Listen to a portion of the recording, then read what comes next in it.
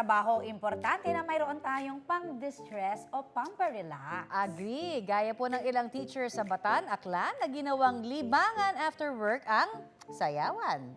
Aba, patingin naman ang sample niyan.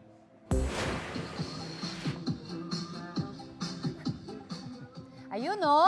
Oh, giving it all sa pag-indak ang dancing teachers ng Kamaligan National High School. Sabay-sabay na paghataw bilang 5 p.m. habit araw-araw.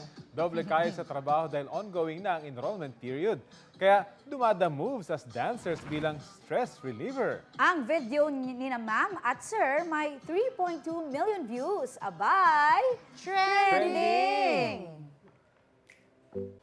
Kapuso, para sa mga maiinit na balita, mag-subscribe sa GMA Integrated News sa YouTube.